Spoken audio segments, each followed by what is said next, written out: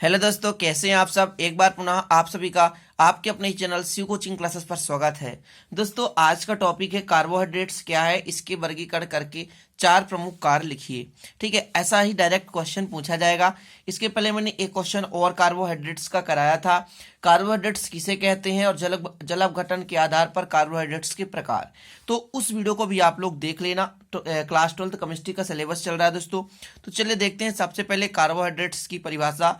तो दोस्तों, मैंने एक चीज बताया था कि पॉलीहाइड्रॉक्सी एल्डिहाइड या पॉलीहाइड्रॉक्सी कीटोन जो होते हैं उसे हम कहते हैं कार्बोहाइड्रेट्स। मतलब पॉलीहाइड्रॉक्सी एल्डिहाइड या पॉलीहाइड्रॉक्सी कीटोन दोस्तों जो होते हैं वो पदार्थ कहलाते हैं कार्बोहाइड्रेट्स। या दोस्तों ऐसे पदार्थ जो जल अपघटित होकर क्या करते हैं, दो या दो से अधिक अणुओं में विभाजित हो जाते हैं या जल अपघटन के पश्चात यौगिक देते हैं, उसे हम कहते हैं दोस्तों कार्बोहाइड्रेट। क्लियर। तो कार्बोहाइड्रेट से एक बृहत यौगिक होता है जो कि जल अपघटित होकर छोटे छोटे यौगिकों में विभाजित हो जाता है।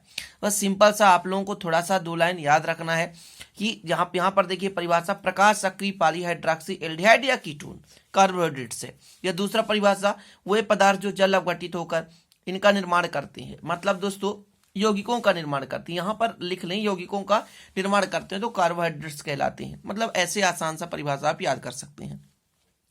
अब सीधा क्वेश्चन आएगा दोस्तों, इनका वर्गीकरण करके चार प्रमुख कार्य लिखिए। तो वर्गीकरण पूरा आपको लिखना पड़ेगा, ठीक है ना। जिस तरह से मैं कवर करा रहा हूं उसी तरह आपको नोट्स बनाना है। तो जैसे कार्बोहाइड्रेट्स आप डालेंगे, ठीक है। कार्बोहाइड्रेट्स को दो भागों में बांटेंगे आप, ठीक है। एक तो शर्करा और दूसरा अशर्करा, ठीक है। शर्करा मतलब दोस्तों जो मिठास उत्पन्न करती हैं, लेकिन अशर्कराएं मतलब जो मिठास उत्पन्न नहीं करती। तो दोस्तों जो मोनोसेकेराइड और ओलिगोसेकेराइड है ये शर्करा का ही भाग है, और अशर्करा का भाग होता है दोस्तों पॉलीसेकेराइड। मतलब इसके अंतर्गत आने वाले बृहद अणु होते हैं।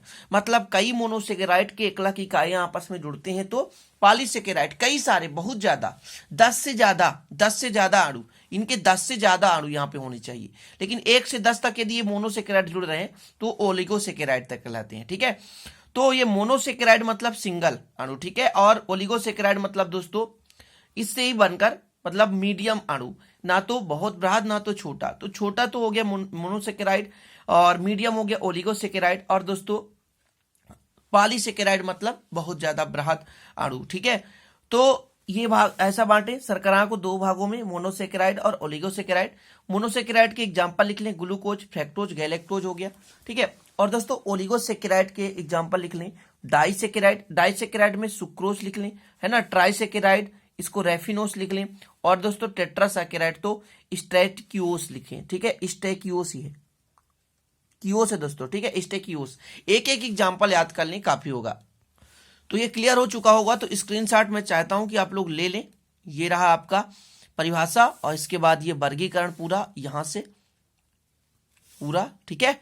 चलिए तो अब देखते हैं दोस्तों कार्बोहाइड्रेट्स के कार्य। कार्बोहाइड्रेट्स के कार्य, तो पहला प्रमुख कार्य दोस्तों यह कोशिका का प्रमुख संरचनात्मक घटक है। मतलब दोस्तों कोशिका निर्माण में सहायक होता है। संरचनात्मक मतलब दोस्तों संरचना प्रदान करने में सहायक होता है। क्लियर।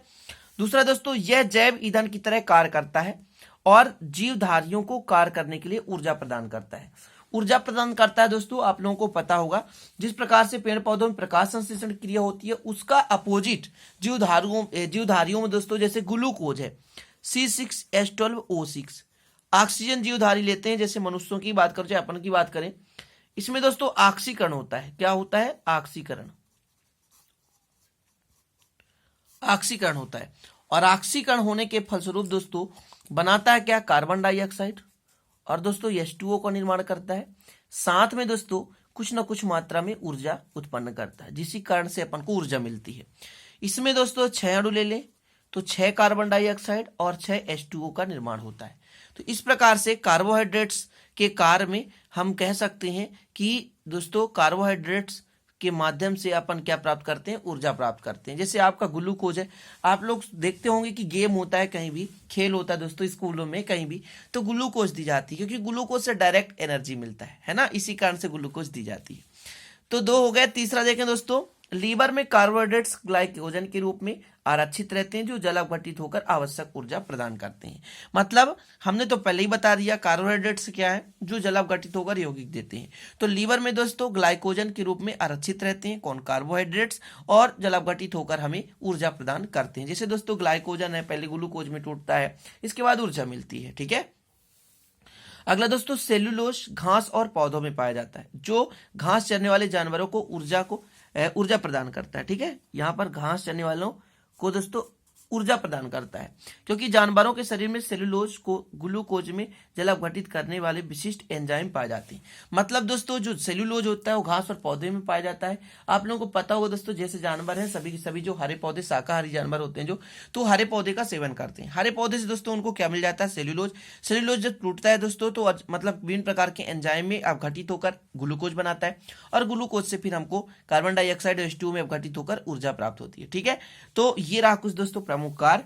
तो चारों कार्यों को दोस्तों आप लोग इसको स्क्रीनशॉट कर लो मेरे भाई, मैं पूरा कवर करा दूंगा, बस थोड़ा ही बचा हुआ है इस चैप्टर का, और एक चैप्टर इसके बाद और बचा हुआ। ठीक है, तो दोस्तों आप लोगों से कहना चाहूंगा कि आप लोग विधिवत पढ़ाई करनी है तो प्लेलिस्ट में जाकर के पूरे वीडियो देख लो, क्रम से मिल जाएगा, चैप्टर 1 से कोई दिक्कत नहीं है। ठीक है दोस्तों, तो फिर चलते हैं। आशा करता हूं अच्छा लगा तो लाइक कर देना और दोस्तों से शेयर करना। मिलेंगे दोस्तों अगले वीडियो में नए टॉपिक के साथ, तब तक के लिए जय हिंद, वंदे मातरम।